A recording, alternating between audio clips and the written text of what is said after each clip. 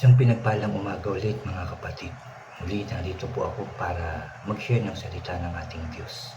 I pray na muli natin i-focus yung ating isipan, yung ating puso, yung ating sarili sa pakikinig ng salita ng ating Diyos. Pero bago po ulit ako mag-umpisa kagaya ng dati, tayo po muna ay hihingi ng gabay, ng protection, ng wisdom at pagsama ng ating Diyos sa ating pag-aaral ngayong umagang ito. Let us pray po. Hallelujah. Aming Diyos na makapangyarihan sa lahat. Aming Diyos na banal, muli ka naming pinupuri, pinasasalamatan. Maraming salamat na naman, Lord, sa umagang ito na kami po ay pinagsama-sama mo para makinig, mag-aral at magbasa na naman ng iyong salita. Muli, Lord, turuan mo kami, samahan, gabayan para maging maayos ang aming pakikinig ng iyong salita. Open our minds and understanding, Lord, yung aming puso para maisabuhay namin ang iyong mga sasabihin na naman ngayong umagang ito, O Diyos. Samahan mo rin po ako, turuan, gabayan para lahat ng aking sasabihin ay galing lamang po sa iyong salita, O Diyos. Salamat. Lord, muli naming inaangkin na tagumpay na naman ang gawain namin ito dahil narito ka at ito'y inuutos mo sa lahat ng tao ang mag-aral, magbasa at magbahagi po ng iyong salita. Kaya muli maraming salamat po. Kiniklaim namin na tagumpay na naman ang gawain ito sa pangalan ng Panginoong Hesus. Lord, pinupuri ka namin, pinasasalamatan, sinasamba ka namin sa tanging pangalan ng aming Panginoong Hesus, na aming tagapagligtas, at sa pakikipisan ng banal na Espiritu, lahat tayo ay magsabi ng Amen and Amen. At ito po ang aking channel.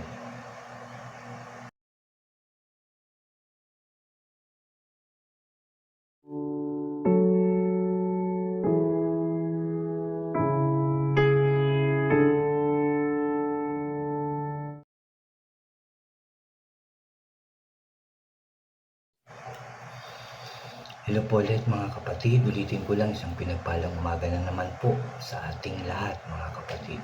Bago po ako mag-start ng aking sharing, invite ko lang po, anyayaan ko lang yung mga bago dyan sa aking channel na huwag niyo pong kalimutan na mag-subscribe.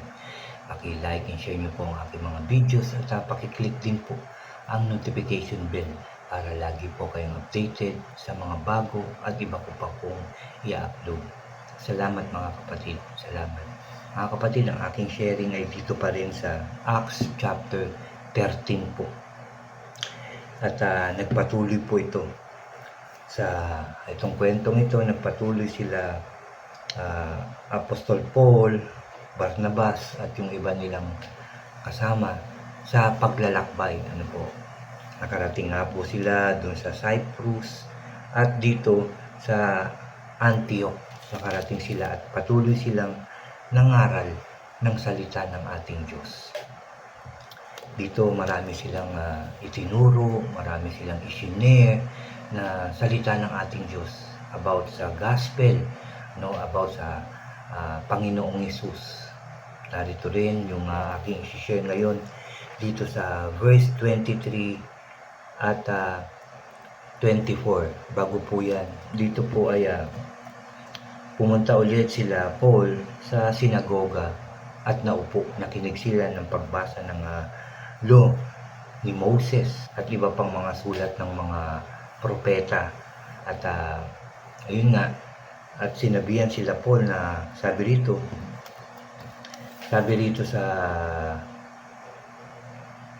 sa verse 15, pagkatapos basahin ang law ni Moses at ang mga sinulat ng mga prophets, nagsabi sa kanila ang mga opisyal ng sinagog, mga kapatid, kung may mensahe kayong magpapalakas ng loob ng mga tao, magsalita na kayo. Yan ang sabi. At tumayo nga dito si Apostol Paul at marami siyang sinabi patungkol sa salita ng ating Diyos, patungkol dun sa gospel. At ito nga po yung isa niyang sinabi. Ulitin ko lang dito sa verse 23 hanggang verse 24 po. Sabi po niya dito, Si Jesus na galing sa lahi ni David ang pinili ng Diyos na maging Savior ng Israel, gaya ng pinangako niya. Pero bago dumating si Jesus, nag-preach siya sa lahat ng taga-Israel na dapat silang magsisi at tumalikod sa mga kasalanan nila at magpa-baptize. Amen. Ulitin ko lang mga kapatid, verse 23 and 24. Si Jesus na galing sa lahi ni David ang pinili ng Diyos na maging Savior ng Israel, gaya ng pangako niya. At verse 24, pero bago dumating si Jesus, nag-preach siya sa lahat ng taga-Israel na dapat silang magsisi at tumalikod sa mga kasalanan nila at magpa-baptize. Yan ang sinabi ni Apostol Paul. At yan pa rin ang una na sinabi rin ng mga ibang prophets, sinabi ni John the Baptist, no? At sinabi rin yan ng ating Panginoong Jesus na magpa-baptize, magpa-water baptize, no? Para ma-born again. At dito, yan din ang tinuturo ngayon sa panahon natin, noon, ngayon, at sa mga susunod pang panahon mga kapatid.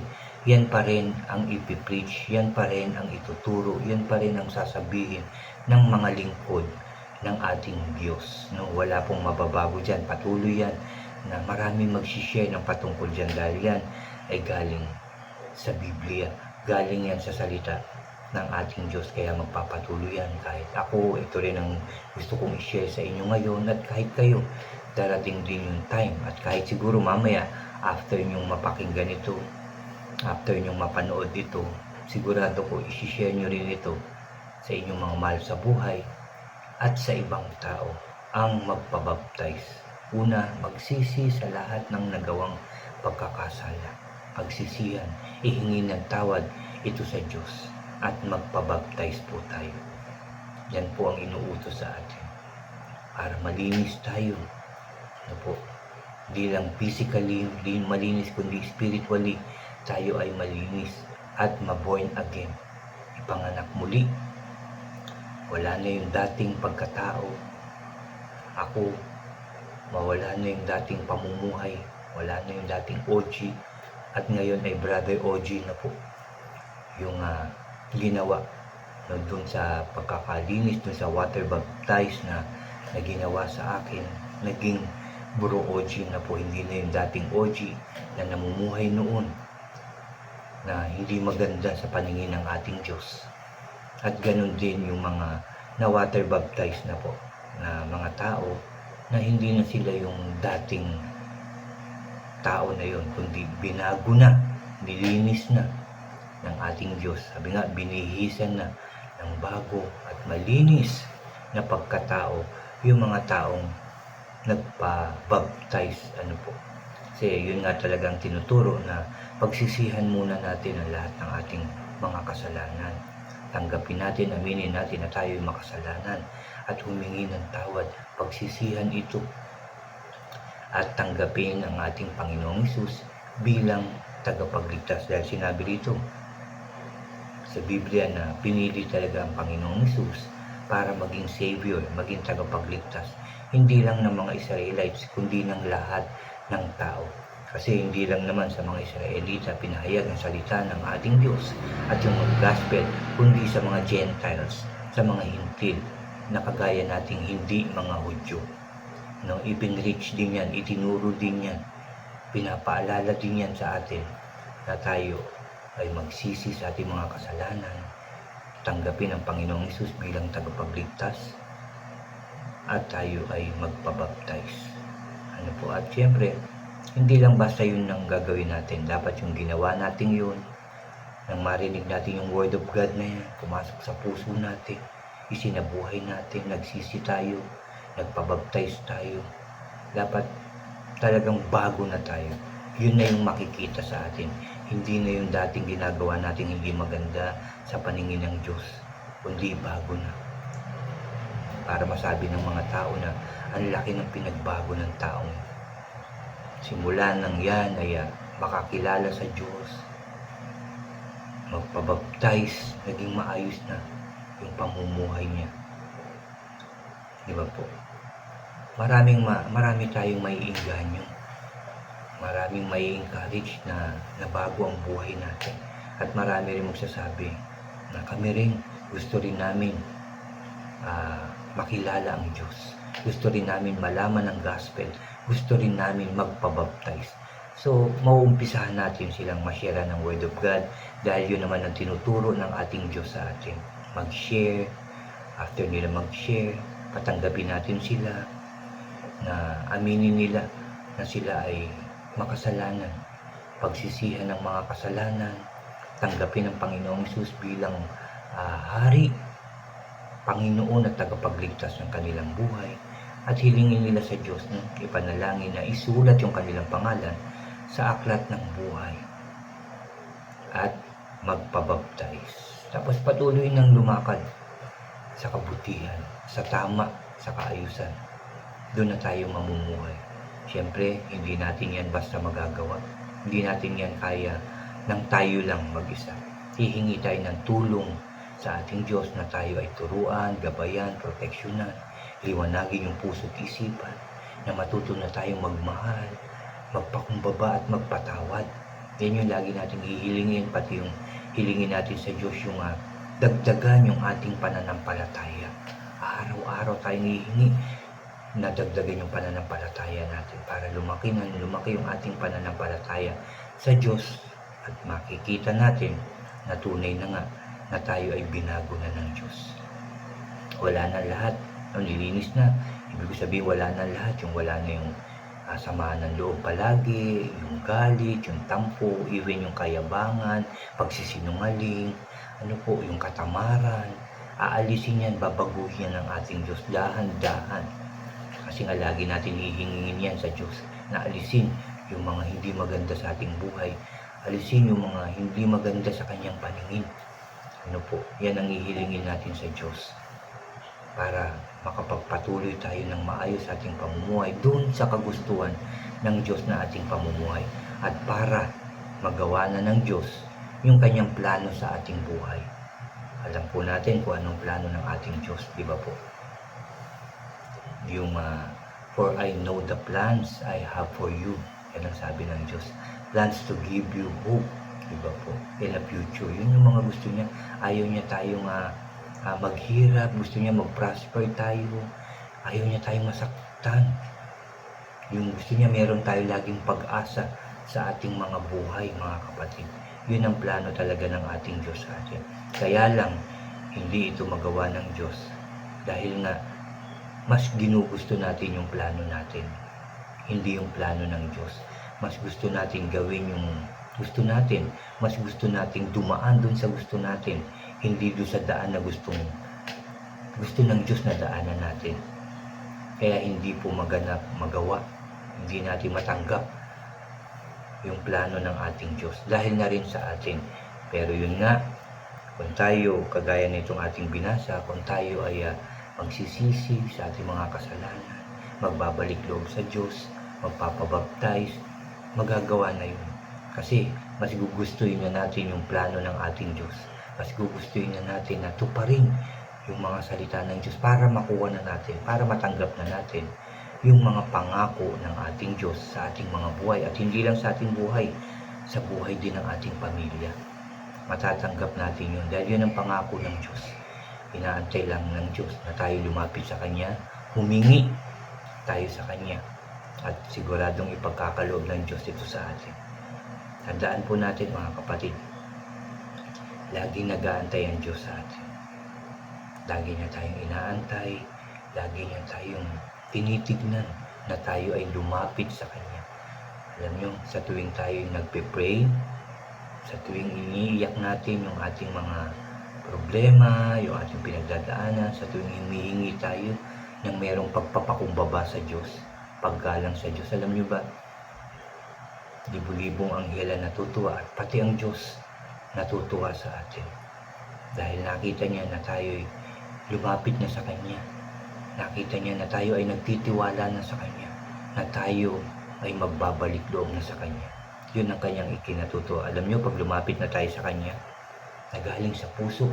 Talagang nakita ng Diyos na gusto na nating mabago ang ating buhay. Hindi niya tayo pababayaan. Hindi niya tayo iiwanan.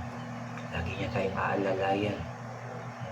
Kasi dun sa ating mga nagawang kasalanan, talagang may pagdadaanan tayo. Masakit man sabihin, masakit man isipin na may kabayaran talaga yung ating kasalanan. Pero dahil tayo nga ay humingi na ng tawad sa Diyos, tayo ay nagsisi na, hindi niya tayo pababayaan. Aalalayan niya tayo na kapag ka talagang nalungkot tayo, umiyak tayo, nasasaktan tayo, hindi niya tayo pababayaan.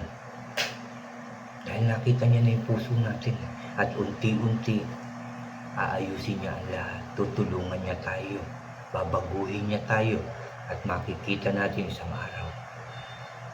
Salamat sa Diyos, maayos na ulit ang aking buhay. At siyempre, ipangako rin natin sa Diyos na hindi na tayo magbabalik sa dati nating buhay. Dito na tayo sa Diyos. Nakafix na yung ating mata, yung ating puso, yung ating buhay doon sa ating Diyos. Doon sa kanya mga inuutos, mga sinasabi, doon na nakafix, doon na nakafocus yung ating buhay. At lagi na nating hinihiling na samahan tayo ng Diyos. Yan po ang ating tinuturo sa atin. Yan po ang tinuturo sa atin ngayong umagang ito ng ating Diyos. Una, ulitin ko lang, na pagsisihan ang ating mga kasalanan at huwag na itong balikan. Magbalik loob sa Diyos. Hilingin na tayo mapatawad, hilingin na isulat yung ating pangalan sa aklat ng buhay at tayo ay magpabaptize. At pag tayo ay nagpabaptize na, hindi na tayo lalakad dun sa dati nating nilalakaran, kundi dun na sa gustong lakaran, dun sa pinili ng Diyos na lakaran natin, dun na tayo lalakad. At dun na tayo mamamalaging maglakad at hindi na tayo lalayo sa ating Diyos. Mapagmahal ang ating Diyos. At ulitin ko lang, lagi naghihintay ang Diyos sa inyo, sa akin, at sa ating lahat na tayo ay magsisi, humingi ng tawad, magbalik loob, at humingi sa Kanya ng tulong, gabay, yung protection, at lahat ng pangangailangan natin, pwede nating hingin sa Diyos. Dahil sinabi niya, kaya kayo wala, kasi hindi naman kayo humihingi. Kaya hihingi kayo, hihingi tayo, at ipagkakaloob yan ng Diyos sa ating lahat. Amen and amen. At yan po yung aking sharing ngayong umagang ito. Ulitin ko lang, dito po sa chapter 13 ng Acts, dito po ako nag-focus sa verse 23 and 24 po. Yan po. Alam ko po na marami kayong natutunan. I pray na i-share nyo rin po ito sa inyong mga mahal sa buhay at sa ibang tao. Hingi kayo ng wisdom sa ating Diyos. Hingi kayo ng gabay, ng lakas ng loob, ng kasipagan. Sigurado ibibigay niyan at ma-share nyo yan na maayos sa inyong mga mahal sa buhay at sa ibang tao. Amen and amen. Salamat sa salita ng ating Diyos. Salamat. Muli tayong mananalangin. Muli tayong hihingi ng tawad. Muli tayong hihingi sa Diyos at magpapasalamat. Samahan niyo po ulit ako. I-ready yung puso natin. Mag-focus tayo. Let us pray. Aming Diyos na makapangyarihan sa lahat, muli ka namin pinupuri, pinasasalamatan. Ama, una lumalapit kami, nagpapakumbaba. Humihingi ng kapatawaran sa lahat ng aming kasalanang nagawa. Ama, inaamin ko po na kami po ay nagkasala sa iyo. Kami po ay makasalanan. Nagsisisi po kami sa aming mga kasalanan at I pray na patawarin mo po kami sa lahat ng aming kasalanan simula noon hanggang ngayon, O Diyos. Patawarin mo po kami sa lahat ng aming kasalanan sa inyo, O God. Patawad po. Nagsisisi po kami, Lord God.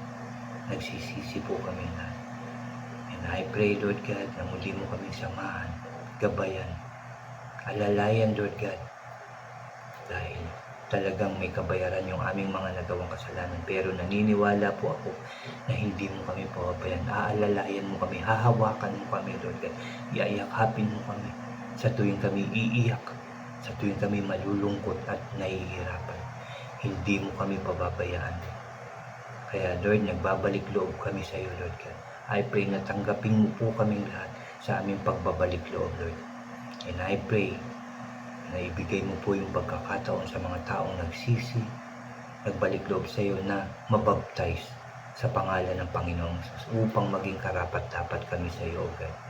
Upang maging karapat-dapat kami na kami humingi, lumapit sa iyo, O Diyos. Salamat po sa pagkakataong ito, O Diyos. Lord, humihingi kami ng wisdom, knowledge and understanding para sa aming paghayo, para malaman namin ang tama at mali at makapamahala kami sa aming pamilya ng maayos at tama at sa ministry na pinagkatiwala mo po sa amin. Lord, salamat po. At humihingi rin kami ng aming pangangailangan everyday, O God, sa aming buhay. Humihingi kami ng kalakasan, humihingi kami ng kagalingan sa anumang sakit at karamdaman, Lord. Humihingi kami ng kaayusan sa bawat pamilya at sa bansang Pilipinas at sa lahat ng bansa, Lord.